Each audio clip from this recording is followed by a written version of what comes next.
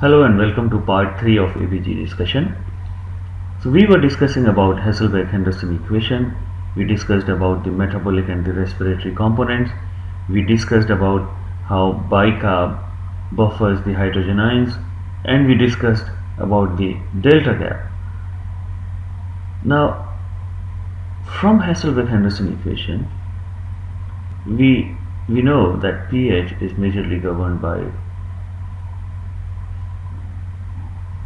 bicarb and carbon dioxide. Okay.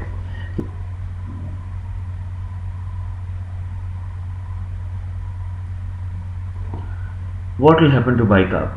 Now bicarb will come down, okay, as we saw on our previous discussion.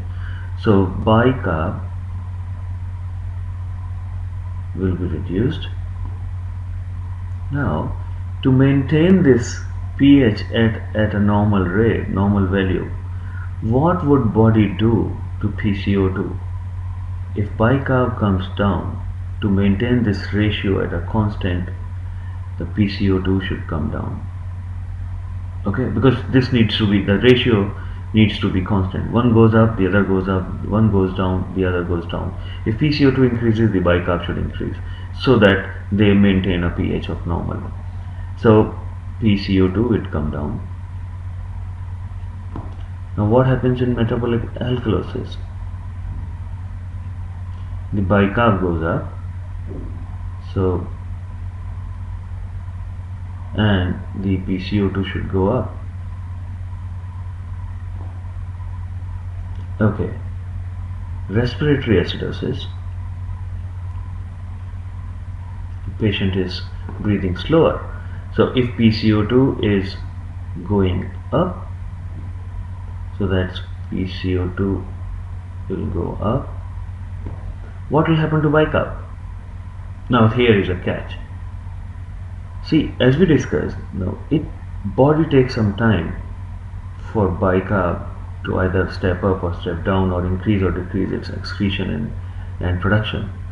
So this becomes two parts now. Either it is acute.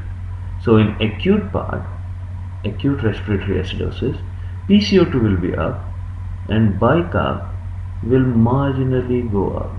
Okay, right? And what will happen in chronic?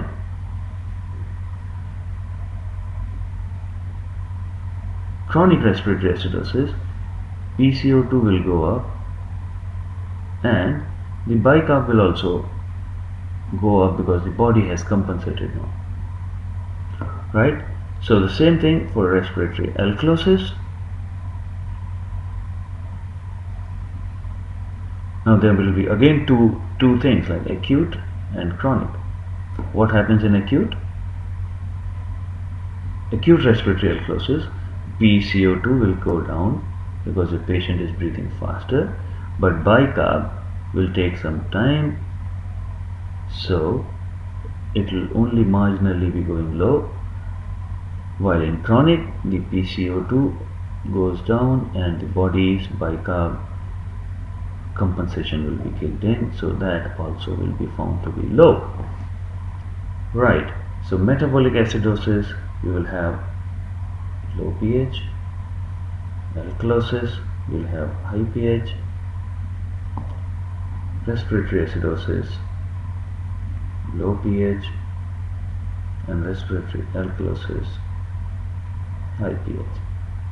Right, there is one important observation in this part. It says if PCO2 and pH are going in same direction, this becomes a metabolic phenomenon. See, the PCO2 goes low, the pH goes low, they are in the same direction. The PCO2 goes up, pH goes up, again it's metabolic alkalosis. So metabolic, PCO2 and pH will go in same direction. What's happening in respiratory? Let's see.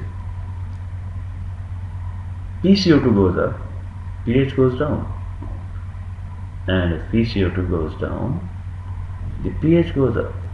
So if the pH and PCO2 are going in opposite direction, it becomes a respiratory phenomenon, and if pH and PCO2 are going in same direction, it becomes a metabolic disorder. Okay, so I hope it's clear from this.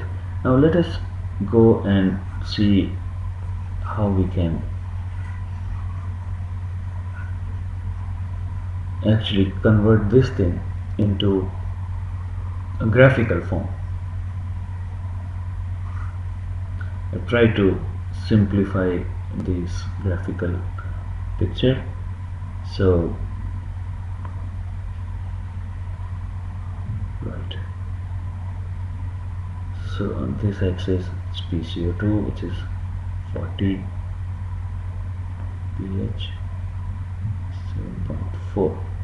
Right, so these 6 metabolic disorders are kind of represented on this graph by 3 curves or 3 lines. Okay, so let us draw it this way.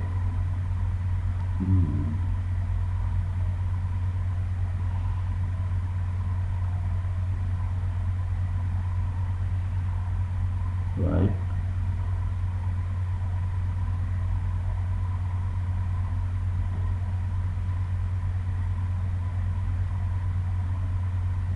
okay,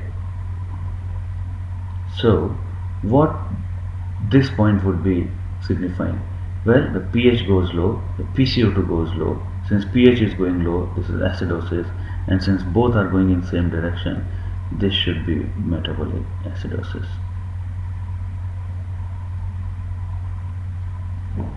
Here the pH goes up, the PCO2 goes up, so this should be metabolic alkalosis, right? Now this point, PCO2 is high, pH is less, so this becomes acute or chronic. Okay, see at this point, if you see this point, there is less change in the pH as compared to this point. So that means the body has actually started compensating. So this becomes chronic respiratory acidosis, and this is acute respiratory acidosis. So likewise this becomes acute respiratory alkalosis, and this is chronic, should be somewhere till here, chronic respiratory alkalosis. Okay, join me for the next part, part 4, for further discussion on this. Thank you very much for joining me.